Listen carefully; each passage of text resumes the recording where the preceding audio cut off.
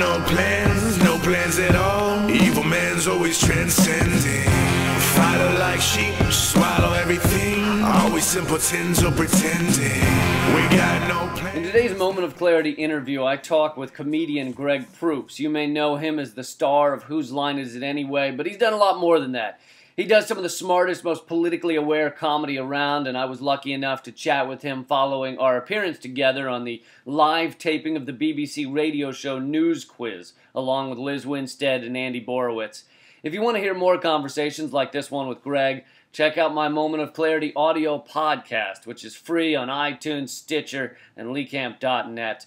And now, here's Greg Proops. I thought it was fun. I mean, it's a little intimidating at first glance because you think, am I going to make it happen? Are they going to understand and everything? But I've done a million of these panel shows in England, so it was kind of easier and funnier in a way that I didn't have to explain everything. Have you been doing more? So you've been doing mostly stand-up, right? Do you do much improv anymore? I do improv. I was on the road with the Whose Line guys last week. I'm in a group with Ryan, the tall one, and I do my podcast every week, and I improvise that. Mostly. Right. Yeah. How's the podcast going? Oh, it's going good. I can't complain. People are listening. Have comedy audiences, you've been in this game longer than I have they gotten dumber, smarter, stayed the same? I think they've stayed the same. I think that the interest level has changed. I think at one point in the 80s it was really a mainstream thing. Right. And then now I think we find, you and I were having a conversation a year ago at that club in Los Angeles outside Tiger Lily about you can use the internet now as a tool to go directly to the people who want to hear what you have to say. So I think the difference is that people's interests are spoken to almost immediately. So do you not deal with the crowds as much anymore that don't really know what you're offering and are kind of like baffled by big words? I still deal with them because I still play clubs all the time, and I earn a living doing that. So you have to do a little more of a set that's accessible. I can't come in with I hate the government immediately. I have to couch it a little and then work my way toward it. That's why I love when the MC doesn't understand that I need to work my way towards that, and they introduce me as like, oh, he's an activist, he's an Occupy activist, and I'm like, shut up! Yeah. I gotta slow them. I gotta ease them into that. Right. Let you establish it. I can't just run at him with the full heart on, Right. Foreplay. This guy wants the whole dominant paradigm to be upturned, including your belief system. Please laugh at. Yeah. Right. No. They don't want to give you a chance because they want to label you because labels make everything easy for people here.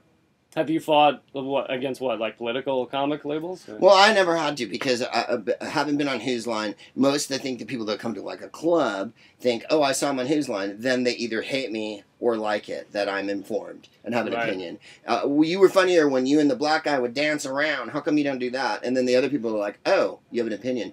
Little known to me for all the years I was on Whose Line until I started doing the podcast did I find out that many people detested Whose Line. And then they like me now because I have an opinion. So it worked both ways. I could see maybe it not being a cup of tea, but who detested Whose Line? There's a lot of grumpy 30-something dudes out there, my friend, who write columns for different zines and blogs and whatnot, and evidently it was described to me once as two 40-year-olds pretending to be raptors trying to hail a cab, which I thought was a fairly accurate description. I want to ask you a lighthearted question. Where do you view the human race? Like, oh, golly. How are we doing? I think some of us are doing real well. Yeah. I think here in the United States, we got a lot of growing up to do. I think when you go to other countries, that's what you find out is that, not that other countries are ahead of us, simply that they have more past that they acknowledge. And we tend to deny the past entirely. Not just our past of the last 250 years, or 400 years on this continent, 500, but last week's past. We don't have a past at all. And Romney has a new past every week. Absolutely. I mean, in the debate, nothing was brought up about everything he said a week ago. So we've got this collective amnesia that doesn't serve us very well as a nation, and the inability to do any kind of critical thinking here without casting stones at each other. England's not perfect, and I play a lot in England, and I live there. It's as imperfect as any place on earth. However, they do something that we don't do, and that's argue. They have the capacity to argue a point.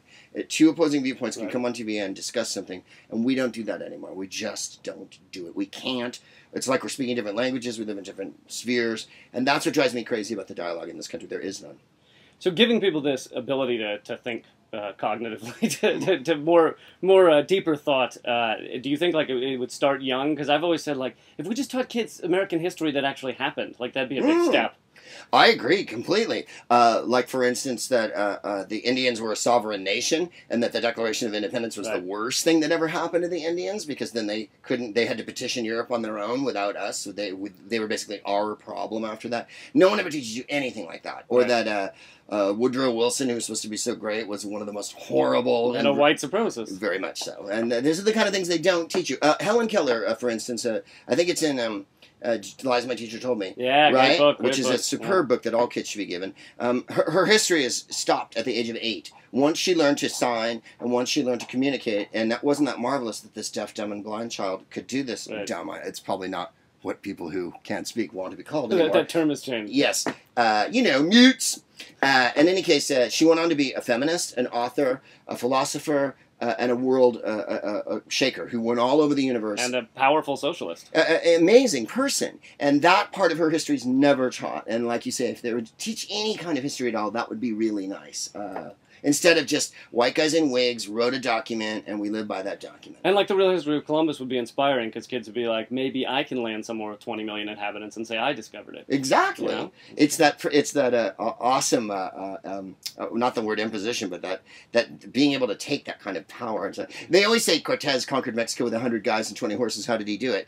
He did it by enlisting hundreds of thousands of Indians to fight the Mexica. That's how he did it. Right. He didn't do it with 100 guys, but they keep saying it over and over, so therefore it must be true. Well, soon we're going to have to do a history lesson show where we just spend an hour teaching people history. I'd love to. All right, thanks a lot, Greg. Thanks, Lee. No plans at all. Evil man's always transcending. Fighter like sheep, swallow everything. Always simpletons or pretend.